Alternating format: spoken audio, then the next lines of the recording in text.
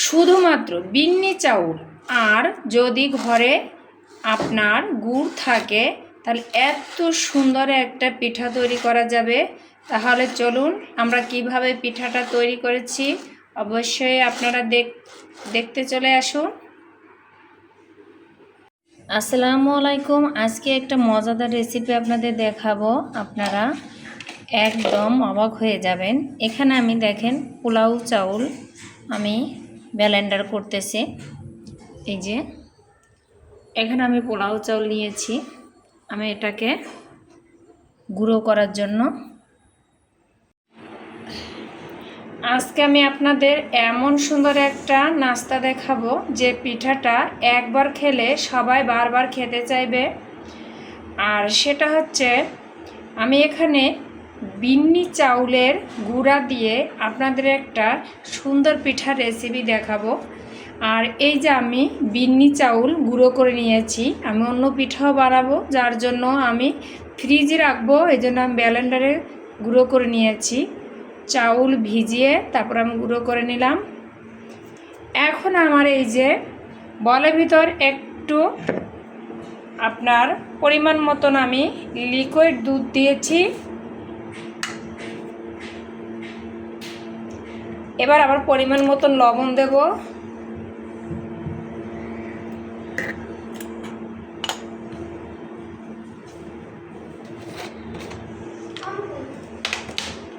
চিনি দেব।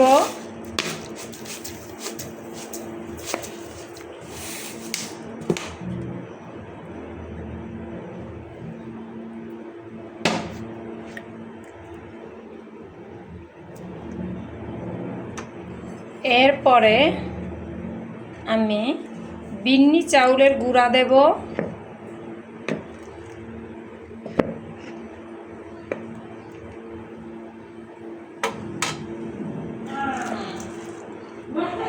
আর দেব কিছুটা ময়দা, যাতে পিঠাটা বেশি ভালো লাগবে। আর দেব একটু পিঙ্ক কালার। এই মিশ্রণটা এখন আমি হাতের সাহায্যে ভালোভাবে মিশাবো। এই যে আমি সব উপকরণগুলো ভালোভাবে মিক্স করে নিছি এবং পিঙ্ক কালারটাও দিয়ে দিছি। কালারটা এরকম আসছে। আসলে আমি সাদা বল নিয়েছি, যা সব কিছু সাদা সাদা দেখাচ্ছে, আসলে কিন্তু সব কিছু সাদা না। দেখেন আমার বেটারটা কিন্তু একদম পারফেক্ট হয়ে গেছে। এই যে আমি হাতের সাহায্যে গুলিয়েছি। এবার আমি চামচের সাহায্যে আপনাদের দেখিয়ে দিচ্ছি। আমার চামচটাও সাদা, যার জন্য সব কিছু সাদা লাগতেছে, এটা কিন্তু সাদা না। এখন কিন্তু আমি একটা ফ্রাই প্যানে আমি ভাজতে চলে যাব পিঠাটা। তার আগে আমি এটাকে 5 মিনিটের জন্য একটু রেস্টে রাখবো। এই যে আমার গোলাটা শেষ, আমি দেখেন এই যে বানাইতে চলে আসলাম। পিঠাগুলো খুব সুন্দর হচ্ছে।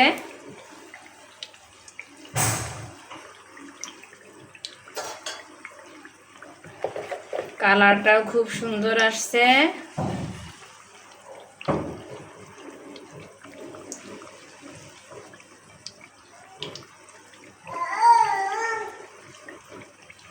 এই যে আমি একটা দিয়ে দেখাচ্ছি আপনাদের।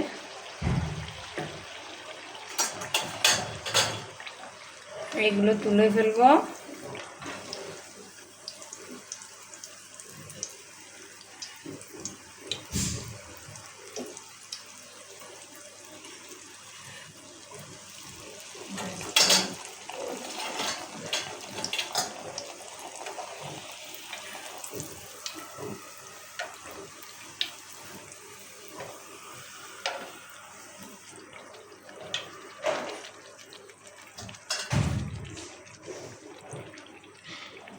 এই দেখেন পিঠাটা ফুলে কত সুন্দর হয়েছে।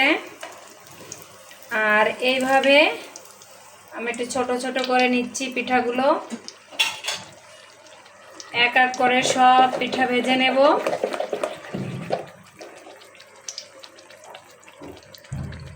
আমি আরও একটা দেওয়ার পরে এটাও তুলে ফেলবো।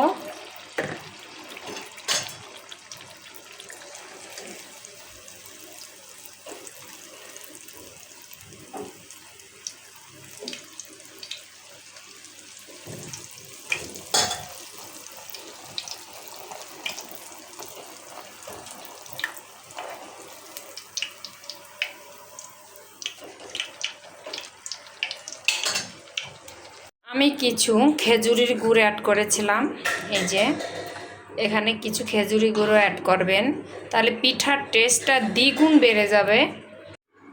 দেখেন ফাইনালি আমার পিঠাগুলো কত সুন্দর হয়েছে, কালারটাও খুব সুন্দর হয়েছে।